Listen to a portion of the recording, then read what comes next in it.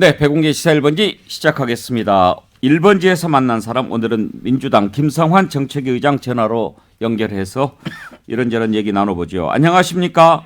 네, 안녕하세요. 김성환입니다. 바쁘신데 이렇게 연결해 주셔서 감사합니다. 별 말씀을요. 어제 이제 성일종 국민의힘 정책위 의장과 인터뷰를 했는데요. 네. 민주당에서 잘 도와주셔가지고 추경안을 통과시킬 수 있었다고 민주당의 공을 돌리더군요. 네, 저희가 아무래도 다수당이기 때문에 예. 저희가 만약에 반대하면 뭐 처리가 불가능한 거 아닙니까? 예. 그런 면에서 그런 얘기 했겠죠. 어제 제가 자영업자 한 분을 만나봤는데요. 네. 아침에 바로 그 손실보전금 신청을 했는데 오후 3시쯤에 이렇게 입금이 됐다고 막 울면서 펄쩍펄쩍 뛰는 모습을 보고 참 마음이 상당히 좀 짠했어요. 그런 거 보면은 잘한 것 같은데 민주당이 사실 합의하기가 좀 쉽지 않았잖아요. 어떤 점에서 합의를 해줘야겠다 생각하셨나요? 뭐 아시겠습니다만 가장 큰 쟁점이 손실보상 소급 적용 문제였는데요. 네. 여야 당시 대선 때 대통령 후보들이 소급 적용을 하겠다고 약속을 했었습니다. 대국민 약속을 했는데 사실상 이번에 그 소급 적용한 문제를 파기를 했죠. 예. 그리고 이번에는 지원금이 액수가 크기 때문에 매출이 조금이라도 늘어난 데에는 그 지원금을 못 받거든요. 네. 근데 매출이 조금이라도 줄어든 데는 받기 때문에 이게 이 소득 역전 문제도 생기고 또 법적 손실보상 대상 업종도 여전히 규모가 작아서 제한은 받았습니다만 보상은 못 받는 문제들이 여전히 존재를 했어요. 예. 이런 여러 가지 쟁점이 있었습니다. 그런데 정부가 끝까지 손실보상 소급 적용은 못하겠다고 해서 예. 이걸 끝까지 저희가 관철을 시켜야 되냐 아니면 우선 소상공인들이 당장 뭐랄까요 이제 목마른 분들한테 우선 조금이라도 지원하고 또 대책을 마련할 거냐 이런 고민이 있었는데 우선 선 조치하고 또 해결하지 못한 과제는 추가로 협의해서 최선을 다해보는 게 좋겠다. 예. 이런 고민 끝에 결단을 했습니다. 그렇셨군요. 민주당이 그렇게 애를 많이 쓰고 그렇게 해서 추경안이 통과됐는데 선거 앞두고 도움이 좀 돼야 될 텐데 광은 국민의힘이 더 많이 내는 것 같습니다. 아무래도 이제 정부 여당이 예산 편성권을 가지고 있기 때문에 뭐 그럴 수 있습니다. 저희 입장에서는 대선 직후에 여야 관계없이 대선 직후에 빨리 하자라고 했었는데 아무래도 여당이 이 지방선거를 염두에 두고 예산 편성 시기를 조율하지 않았나 이런 다분히 의도적인 것 같다고 뭐 판단을 합니다만 뭐 그럼에도 불구하고 우리 서민들의 여러 가지 어려움을 고려해서 저희가 대승적으로 결단했습니다. 추경 관련해서 한 가지만 좀 짚어보겠습니다. 이제 여야가 바뀌지 않았습니까? 네. 그런데 지난번에 민주당이 여당일 때 추경 편성하면 야당에서 항상 이제 비판하는 게 그렇게 막 돈 풀고 그렇게 하면 나라 국가는 어떻게 하느냐 이런 걱정했고 추경 너무 자주 편성하고 그렇게 하는 것 안 되지 않느냐 이런 비판하고 그랬는데 또 초과세수 문제도 있고 이게 여야가 바뀌니까 똑같이 이제 민주당이 국민의힘 비판하게 됐는데 민주당이 그렇게 해놓고 국민의힘 비판할 수 있나요? 뭐 여러 가지 쟁점이 있을 수 있습니다. 이제 초과세수 문제는 지난해에도 한 60조 원 정도가 추가로 거쳤고 올해도 일종의 가불 추경을 한 건데 이 문제는 기재부 곳간을 관리하는 기재부의 세수 추계에 근본적인 결함이 있거나 아니면 의도적으로 감췄을 가능성도 있습니다. 특히 이제 법인세가 많이 늘어난다고 하는데 법인세는 이제 수출이나 뭐 여러 가지 것을 고려해 보면 충분히 예측 가능한 세수였거든요. 그런 면에서 이게 의도적으로 감춘 건지 올해 세수 추계를 과소 추계한 건지는 좀 들여다보고 필요하면 국정조사도 염두에 둬야 되지 않을까 예, 예. 싶습니다. 그래서 김 그 의원님 문제는 말씀을 들어보면 약간 의도성이 있지 않나 의심하시는 것 같은데 만약에 의도적으로 그렇게 한다면 뭐 때문에 그러는 걸까요, 기재부가?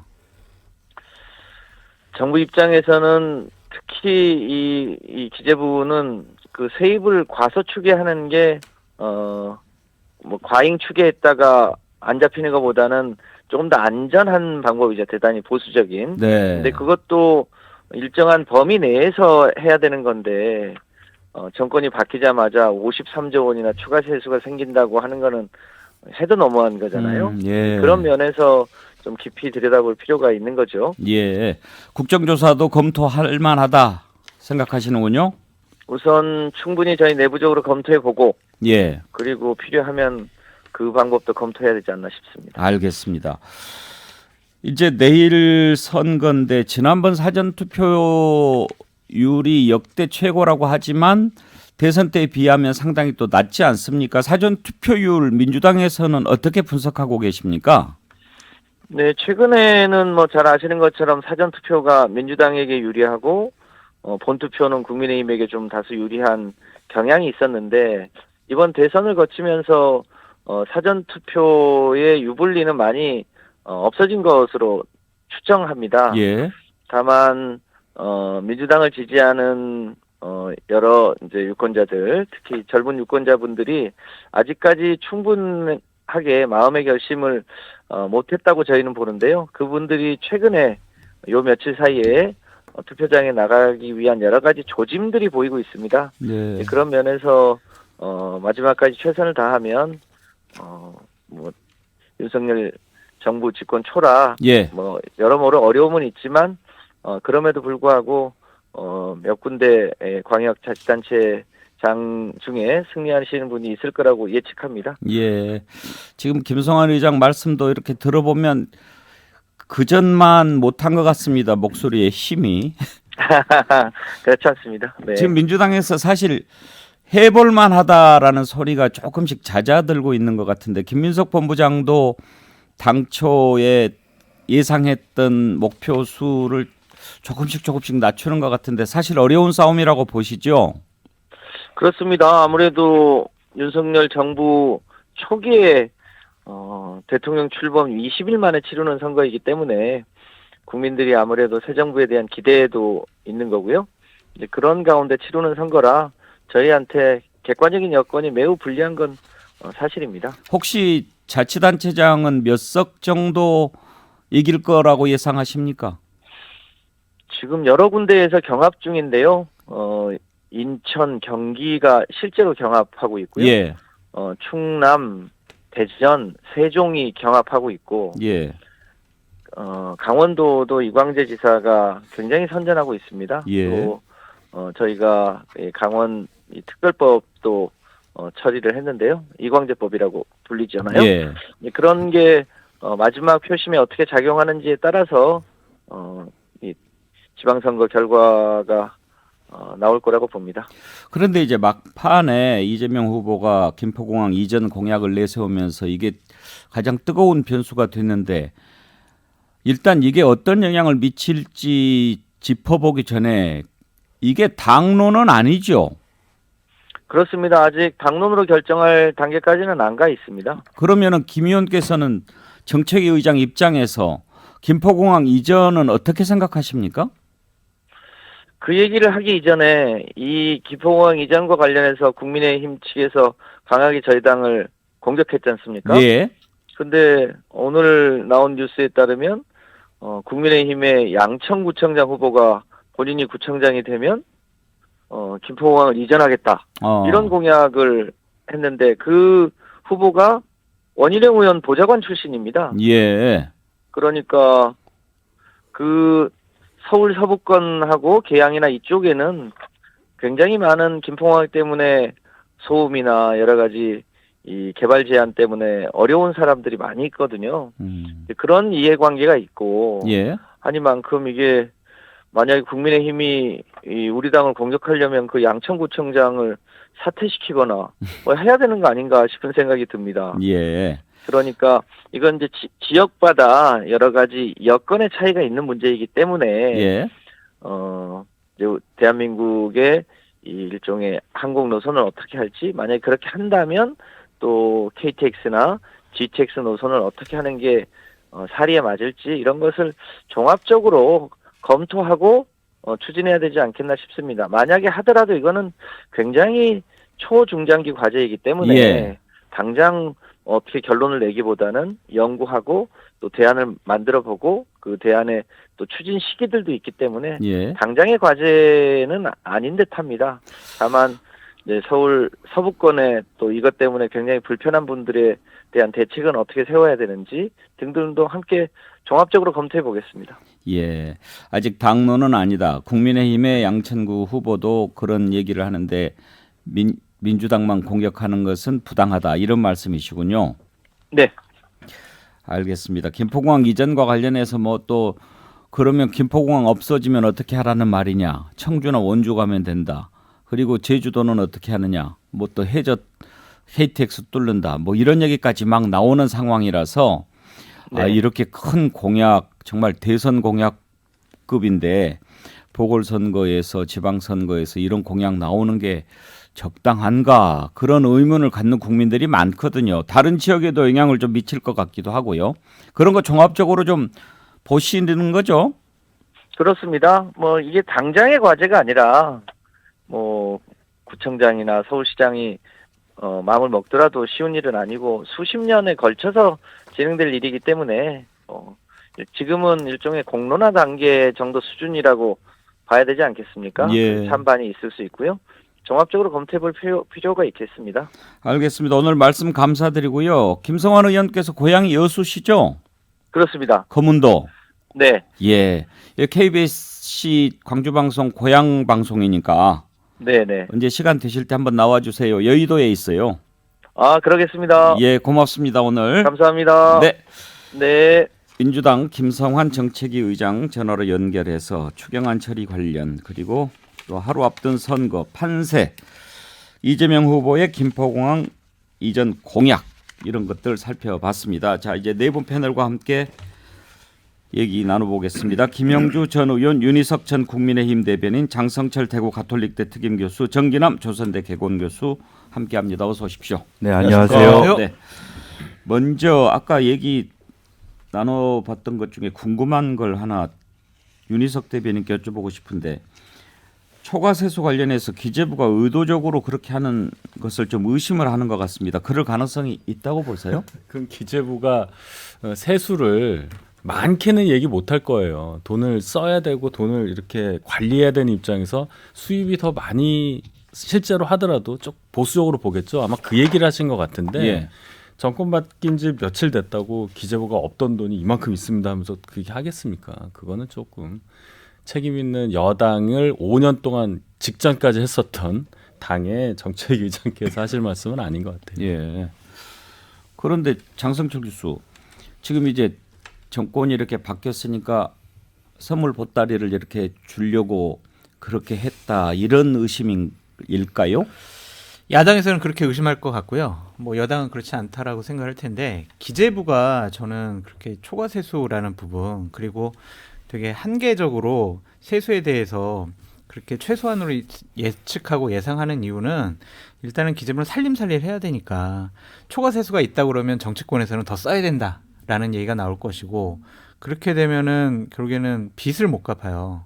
그래서 일단 초과세수가 되면은요 국세 기본법에 의하면 기본적으로 국채를 좀 먼저 갚게 돼 있습니다. 그래서 그런 점을 좀 염두에 둔 것이지 그냥 새 정부에게 선물 보따리 주려고 했다라고 보기는 저는 어렵다고 생각합니다. 그런데 이번에 국채 상환을 오히려 줄였잖아요. 그게 어쨌든 이거 추경안과 관련해서 여야가 국회에서 협상을 하면서 야당이 민주당이 조금 더 대상을 확대하고 금액을 확대해야 된다라고 했기 때문에 조금 더 좀 국채 보상 부분을 좀 줄어든 거는 같은데요. 이건 뭐 여야가 국회에서 예산을 편성할 수 있는 권한이 있으니까 어쩔 수 없는 선택 아니었느냐라는 생각이 듭니다. 김영준 사실 이번에 민주당이 좀 딜레마였을 겁니다. 이 선거를 앞두고 추경안 처리해서 자영업자 소상공인들에게 이렇게 주면 분명히 여당이 광을 낼 것은 뻔한데 그렇다고 발목을 잡자니 민주당 때문에 못 받는다 이렇게 또 말이 나올 거고 또 날짜도 29일 날 의장단 임기가 다 끝나니까 그 전에 처리를 안 해주면 이제 또 선거 앞두고는 못 하는 거고 그렇습니다. 알면서도 당하는 그런 기분이었을 거예요. 네. 아마 이제 그런 그것이 명확할 것 같고요. 그러니까 실제적으로 보면 전국 주도권을 좀 쥐고 있느냐 안 쥐고 있느냐도 많이 또 정당 지지율이 얼마나 벌어져 있느냐 붙어 있느냐에 따라서 여러 가지 결정이 달라질 수 있었을 텐데 더군다나 최근 들어와서는 어쨌든 그 인사청문회에서 큰 점수를 얻지 못하면서 전반적으로 윤 대통령의 어떤 초기 말하자면 컨벤션 효과가 더 빛을 발휘하게 되는 이제 그런 자원 속에서 뭐 민주당 입장에서는 협조할 수밖에 없는 국면으로 갔지 예. 않느냐라는 생각이 들고 또 총리 인준 문제도 또 그런 부분에 있어서 좀 자유도랄까 선택권이 그렇게 많이 있지 않은 그런 선택지라고 보여지고 다만 기재부의 그 행태로 봤을 때는 저는 아마 5년에 한 번씩 이런 식으로 예산을 좀 숨겨놓는 어떤 것이 자연스럽게 그 패턴화될 수 있다고 봅니다. 예. 예를 들면 정말로 대통령이 A 안과 B 안을 다 짜는 게 정부이거든요. 그러니까 행정적이라서 제가 뭐 서울시만 마더라도 뭐 오세훈이 당선될 경우, 뭐 송영길이 당선된 경우 지금 다 짜고 있을 겁니다. 이제 그러면 그게 예상 집행의 항목도 달라지는 거고 세목도 달라질 수 있기 때문에 그것은 어떤 특정하게 윤석열 정부를 위해서라기 아니라 누가 이기든 간에 그럴 수 있는 여러 가지 변화 가능성에 대해서 기재부가 그동안의 노하우를 쌓아왔다. 저는 그렇게 생각합니다.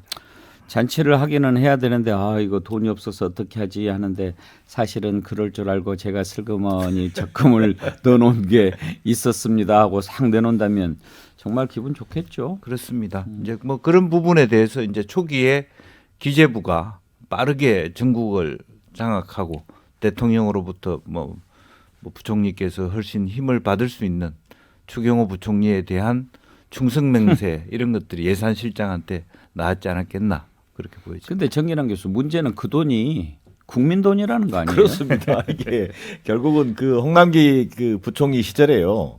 그 이른바 홍남기 부총리를 이제 곡간지기라는 표현을 썼고, 근데 그 곡간의 주인은 국민이에요. 근데 이제 곡간지기가 도저히 우리 뭐 추경안 내놓을 수 없다. 뭐 이런 얘기도 하고 그래서 논란이 좀 벌어진 적도 있는데 저는 기재부의 행태 충분히 의심할 만합니다. 그러나 정치권이 기재부의 의도를 의심하는 방식은 저는 별로 건강한 방식은 아니다. 제도적으로 또 어떤 원칙적으로 이것들을 규제하고 정확하게 파악할 수 있는 그런 어떤 장치들을 만드는 게 우선인 것이고요. 또 이번에 추경호 부총리가 보여준 것처럼 저는 곡간지기의 역할은 또 해야 되는 거거든요. S맨식으로 100% 다 받아들이겠다는 식의 재정 운영 방식이라면 어떤 정부에서든 간에 기재부의 역할은 있는 것이다. 예. 그런 부분들을 분명하게 좀 짚고 넘어갈 필요는 있어 보입니다. 아니 그 소상공인 자영업자들 손실보전금 이거 뭐 정치권이 그냥 막 나눠주는 겁니까? 그거 아니에요. 어찌 보면 그들이 고통받은 것에 비하면 당연히 받아야 될 돈이에요. 뭐 그런 관점에서 뭐 공무원 관료들의 어떤 의도를 가지고 논하기보다는 이게 제도적으로 좀 뭐랄까 국가 재정의 어떤 그 건강성을 어떻게 회복할 거냐 이런 쪽에 정치권이 좀 초점을 맞추는 게 좀 필요한 시점이라고 보여집니다. 예, 국정조사도 검토하고 있다고 하니까 이제 이런 일들을 좀 자세히 들여다볼 수 있을 것 같고 무엇보다도 반복되면 안 되죠. 뭐 기재부라는 게 그래도 공무원 중에 가장 엘리트 조직이라고 하는데 뭐 기상청 날씨 틀리듯 뭐 이렇게 맨날 틀려가지고 되겠어요. 요즘 기상청도 많이 뭐 정확해졌는데. 옳으신 말씀입니다. 자, 이제 내일 선거인데 막판의 변수가 김포공항 이전 문제입니다. 어제 이것 놓고 한번 얘기를 나눠봤는데 이게 전체적인 지방선거 판세에 어떤 영향을 미칠지 이 내용을 오늘은 한번 좀 짚어보고 싶습니다.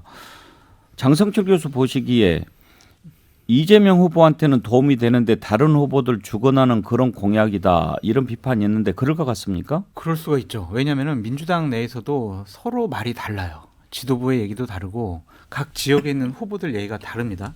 김동연 후보 같은 경우에는 경기도지사 후보 나왔잖아요. 자, 저희 서울공항을요 김포공항으로 이전하겠습니다. 이런 식으로 얘기를 했어요. 그러면서 아니 지금 이재명 후보의 저 공약은 당에 아무런 후보들 간에 아무런 조율이 없이 얘기한 거예요. 라고 그냥 자기네들끼리 지금 싸우고 있어요. 그리고 지금 제주도 오영훈 지사 후보 같은 경우에도 아니 지금 이게 말이 되느냐, 제주 경제에 큰 타격을 입게 된다, 이런 식으로 얘기를 하고 있거든요. 그래서 이게 이재명 후보 개인에게도 도움이 될지 그것도 좀 회의적인 것 같고요. 어쨌든 이 부분 때문에 당의 혼란과 갈등 상황이 국민 앞에 그냥 내보여졌거든요. 결코 선거 판세에 긍정적인 그런 이슈는 아닌 것 같습니다. 정기랑 교수는 어떻게 보세요? 저도 김포공항 이전 논란은 예를 들면 지역구 의원이나 또는 지자체장 출마 후보가 선거용으로 이게 던질 사안은 아니다. 이제 그런 면에서 이게 어떻게 보면 전 국민에 영향을 미치는 굉장히 초대형 어떻게 보면 사업이라고 볼 수 있는데, 이걸 지역구 후보가 던졌다? 그것도 선거 막판에 던졌다? 자, 자기 지지층에 뭐 이렇게 지금 결집이라고 하는 것은 어느 정도 다 이루어졌다고 봐야 되는데, 과연 중도 확장성이라고 하는 측면에서 뭔가 이게 던지기식 공약이 중도층에게 어떤 영향을 미칠 것이냐에 저는 약간 회의적이에요. 예. 그 말은 무슨 얘기냐면, 이게 김포공항 이전 문제를 던진 것 자체가 오히려 이재명 후보나 송영길 후보는 야당이죠. 야당 후보들이 작심하고 어떤 수도권 개발 이슈를 던진 건데, 그것이 지지층에는 영향이었겠지만 저는 중도층에게는 좀 저렇게 공약이라고 하는 국가적 사업을 저렇게 막 던져도 되는 거야? 저게 지역 현안 이슈야? 이런 측면에서 좀 회의감을 줄 수 있다는 측면에서 선거 결과에 결코 유리한 소재는 아닌 것 같다는 게 제 판단입니다. 제가 하나만 더 좀 말씀드릴게요, 앵커님. 이재명 후보가요, 지난 대선 과정 중에 강서구 공약을 내세운 적이 있어요. 그때 뭐라 그랬냐면, 김포국제공항은요, 우리 강서구의 가장 큰 자산입니다. 일본, 중국, 이거의 교통 허브입니다. 이런 식으로 얘기했거든요. 2달 만에 이렇게 생각이 바뀌어요. 이러한 후보를 어떻게 믿을 수가 있느냐. 그건 국민들이 비판할 수밖에 없습니다. 그때 그것 때문에 떨어졌다고 생각하고 바꿀 수 있어요. 이 대목에서는 야당 입장에서 이렇게 이제 볼 수 있는데요. 이게 저는 더 문제인 건 뭐냐면, 이게 지역구 후보나 또 이렇게 득표에 급급한 후보들이 무슨 던질 수는 있는 공약인데, 제가 좀 비판적으로 얘기하면 이런 거예요. 저는 가장 문제가 이 당내에서 전혀 논의된 바가 없고, 자, 당선시켜주면 이전을 추진하고 집중 개발하겠다, 이런 식이에요. 지금 나는 그게 더 문제라고 보는 거예요. 예. 이런 것들이 우리 지지층에는 별 영향이 별로 없겠지만 중도층에 있는 여론은 상당히 좀 이렇게 등을 돌릴 가능성이 있다는 점에서 굉장히 위험하다는 거죠. 국민의힘 지금 분위기는 김포공항 이전 공약 딱 이렇게 나왔을 때 긴장되네, 이런 분위기입니까? 아니면 완전히 저건 스스로 덫에 갇힌 거다, 이런 분위기입니까?